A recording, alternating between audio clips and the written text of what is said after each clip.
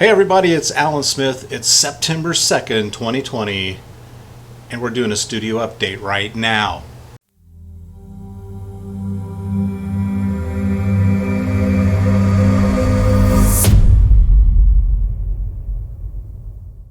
Okay, here at the Paint and Build Hutch, I'm going to show you what I've been working on here in the studio here on the close cam.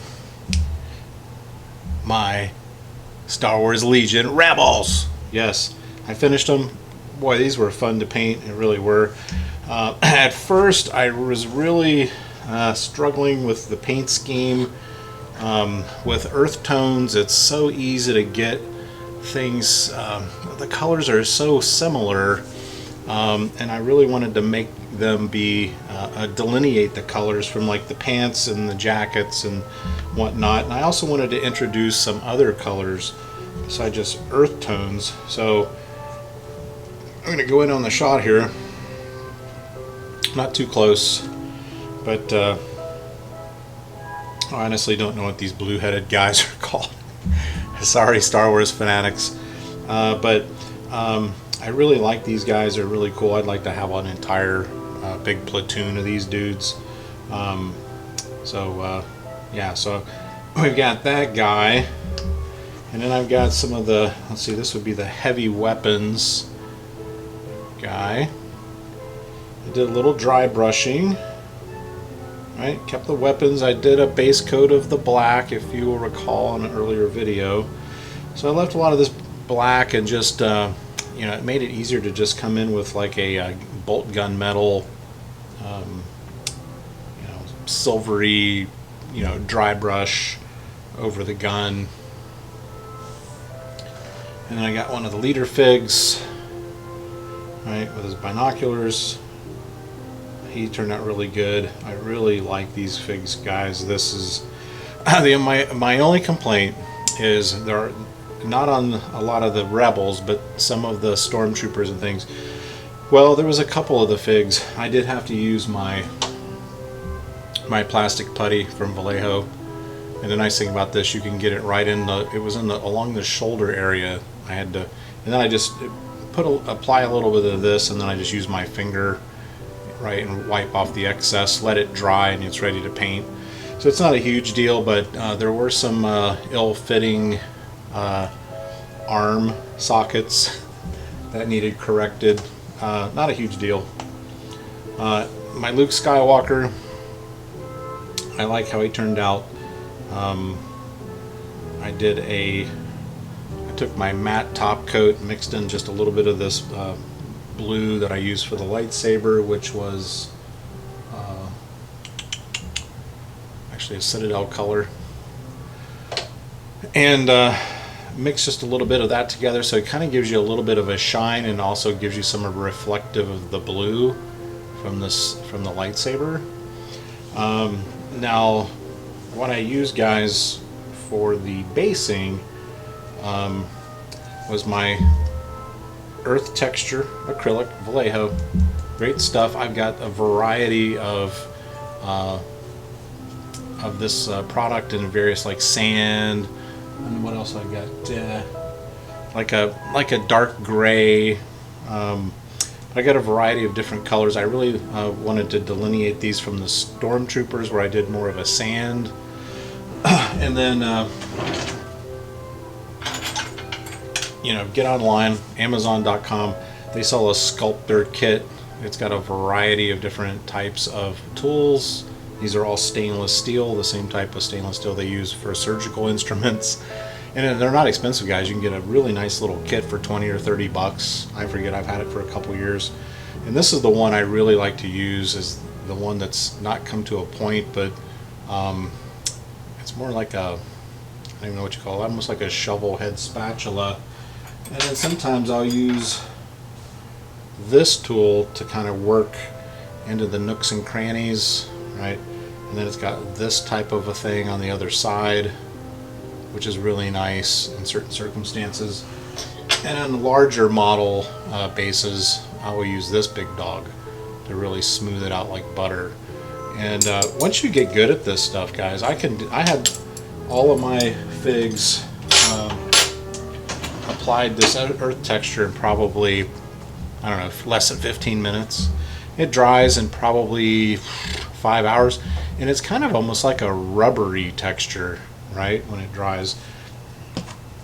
All right, so you can see here, I'll go in and I'll show you the kind of texture you're getting there, right? Worked out really, really nice.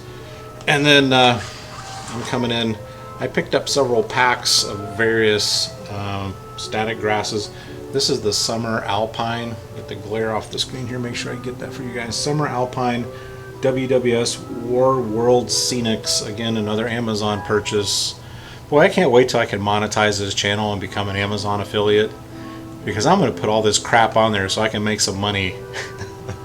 Right? So I can buy some more model kits and then I'll put them on the channel.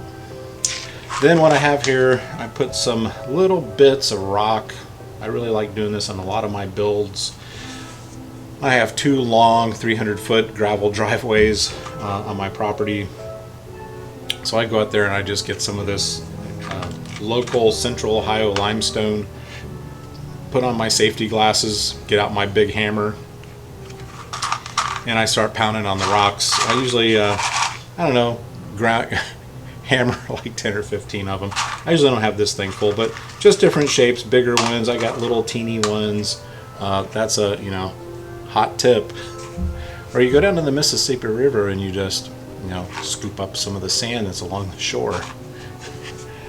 All right, so that's what I've got done here. My Rebels are done. The remainder of them are in my display case waiting for we get done with the gaming halls, kind of being preoccupied right now with some other things from our food pantry. We have a huge food pantry and a pantry upstairs. So we have plenty of backup food storage, etc. As many of you may know, my wife is a canner and we are proud preppers, so that we're prepared for anything, guys. Ice storm, snowstorm, hurricane, tornado, economic collapse. I can tell you one thing, we are not going to go hungry here at the studio. And if you got any of you that come here to play in the future, you're going to have a lot of good food to eat. So once that's done, I've got that 4x4 board I'm going to set up, and I'm going to do some test battles and kind of learn the rules for Star Wars Legion, and then invite Rob and maybe a couple other guys over so we can do some battles. Now I do have my ATSTs are done. I have my Stormtroopers are done. I have my Darth Vader here off to the side. I'm going to do some detailing on him. This is kind of just his base form. I'm going to do the same thing. I'm going to mix up some matte varnish with a little bit of this red and get like a little bit of the glow off of the Stormtrooper. Zoroaster's painting. I did steal that off there. Boy, you got to check out his thing. I'm going to put it in the description below.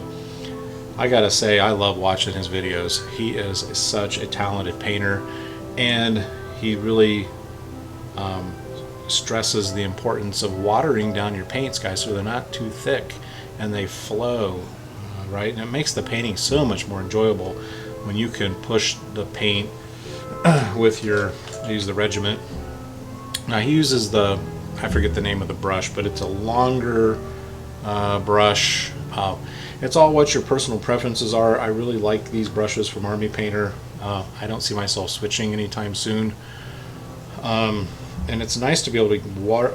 It really allows the paint to flow and get into the nooks and the crannies a lot easier. But that's a technique I stole off of one of his videos with the reflection of the glow of the lightsaber. And I'm going to do some highlighting with some grays, some medium grays, and I'm going to come in with some like a bolt gun metal and do some of his shoulder pad areas, and then we'll do some gloss on some of the cloak and some of the armor so we can get that shine that's indicative of his costume, right?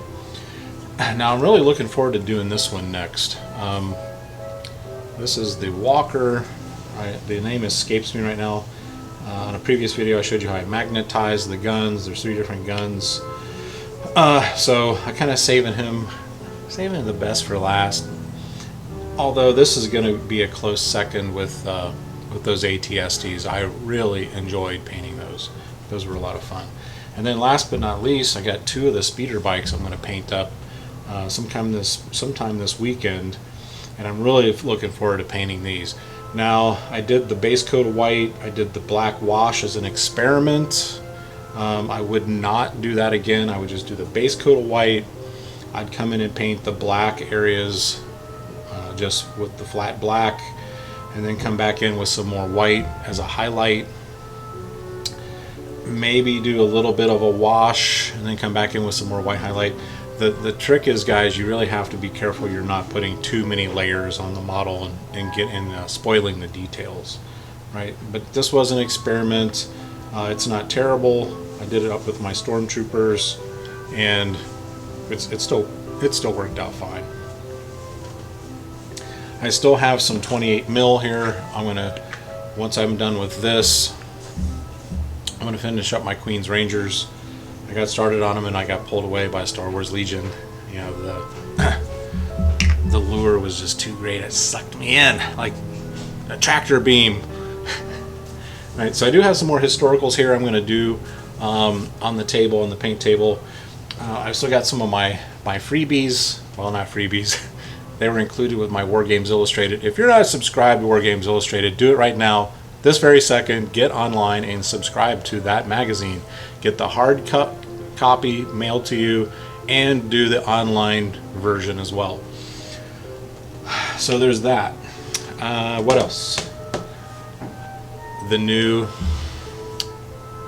Warhammer 40K starter kit. It's going to be here this Friday. It's coming. Right, so I'm looking forward to it. When it comes, we're going to do an unboxing.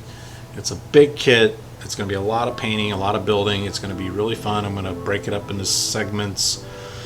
And then, I haven't forgot about you historical wargamers out there. We're going to do the preliminary organization of our American Civil War 15 millimeter, and we're going to be getting in some bolt action 28 mil World War II, and there just might be a nice big group game in the planning stages for 28 mil battle group. You thought I was going to say the other game. Right? No, we're going to try to show here on the channel some 28 mil battle group instead of bolt action. Bolt action is very popular. I am going to buy the rule book. I am going to put a little content of that on here. I do need to learn that. I'm kind of thinking I might want to get involved with when things open back up, doing some tournament play. And I would like to get my friend Zach over here, my friend Toby over here. They're avid bolt action players, but I tell you, there's a lot of interest, and we normally play 15 millimeter for battle group, but our friend Jason Rowe, History to War Games podcast, he does a lot of 28 mil games in battle group, and he says it plays great in 28 mil. So we're going to give that a go here on the channel. I'm going to do some battle excerpts coming up, probably, I don't know when, but it's in the works. Something for you guys to look forward to. All right, thanks for tuning in today, guys.